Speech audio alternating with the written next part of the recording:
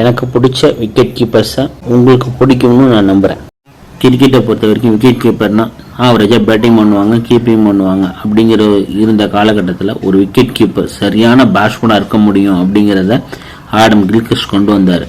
Mark Boucher most dismissal பண்ணுற அளவுக்கு capacity and இருக்குங்கிறத காமிச்சார். 998 wicket.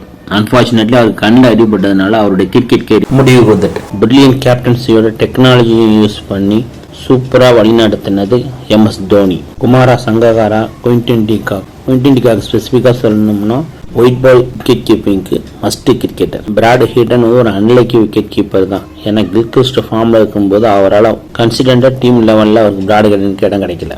Rod Mars ஆஸ்திரேலியாவும், Jeff டியூஜன் west இண்டீஸும் இவங்க விளையாண்ட காலங்களில் அந்தளவுக்கு டெக்னாலஜி கிடையாது. அவங்க பெஸ்ட் விக்கெட் கீப்பர் அப்படிங்கிறத பல முறை நியமிச்சிருக்காங்க. மோஸ்ட்லி இந்த 2 விக்கெட் கீப்பரும் பிளே பண்ணதை பல பேர் பார்த்துருக்க மாட்டோம். Adam Parore New Zealand wicket keeper. அவர் ரன் அவுட் ஸ்டம்பிங்லாம் பண்ணும்போது சூப்பராக இருக்கும். ரிஷப் பண்ட் வந்து ஒரு அத்லட்டான விக்கெட் கீப்பர். அவர் அந்த சில நேரங்களில் திடீர்னு ஏதாவது ஒரு மாதிரி டிசிஷன் எடுப்பார். அது மேட்ச் வின் பண்ணுறதுக்கு பெரிய T20 ஃபைனலில் கூட பார்த்துருப்பீங்க, கலசன் விக்கெட் எடுத்தது.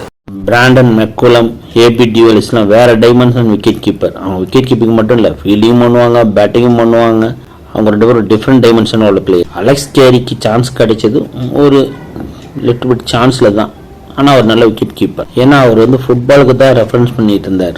அலெக்ஸ் ஸ்டீவர்ட் ஒரு பெஸ்ட் விக்கெட் கீப்பர். அவருக்கு அப்புறமேல பெஸ்ட் விக்கெட் கீப்பர்னா ஜாஸ் பட்லர் தான். அதுவும் பர்ஃபெக்டாக சொல்லணும்னா white ball cricket. Jack Russell அவர் வந்து விக்கெட் கீப்பிங் பண்ணும்போது பார்த்தீங்கன்னா ரொம்ப ஸ்டைலிஷாக இருப்பார். கிளாஸ்லாம் போட்டு 90s ஒரு ஹாலிவுட் ஹீரோ மாதிரி இருப்பார். மேட் பிரேயர் இங்கிலாந்துக்கு வந்து ஒரு டெஸ்ட் விக்கெட் கீப்பர், நம்பர் 1 பேட்ஸ்மேனாக இருந்தார். ஆன்டி ஃபிளவர் 90s விக்கெட் கீப்பிங்னா அவர் தான் ஒரு ஸ்டைலிஷான விக்கெட் கீப்பர் அண்ட் கேப்டனாக இருப்பார் ஜிம்பாப்வேக்கு. நிரோசன் டிக்வாலா அவர் நல்லா ஒரு குயிக்காகவும் அக்ரஸிவாகவும் கீப்பிங் பண்ணுவார். இப்போ கரண்ட்ல ஆஸ்திரேலியா பொறுத்த வரைக்கும் ஜோஸ் இங்கிலீஷ் ஒரு நல்ல விக்கெட் கீப்பராக இருக்கார். முகமது ரிசம் பாகிஸ்தான் ஒரு நல்ல விக்கெட் கீப்பர். முஸ்தபிர் ரஹீம், தினேஷ் ராம்தீப் இவங்கெல்லாம் நல்ல ஒரு விக்கெட் கீப்பராக இருந்தாங்க. 90s இன்னொரு விக்கெட் கீப்பர் இருந்தார், இயன் ஹீலி. கில்க்ரிஸ்ட் ஆரம்ப காலத்தில் மேட்ச்ல இடம் கிடைக்காம போறதுக்கு இவரு காரணமாக இருந்தார்.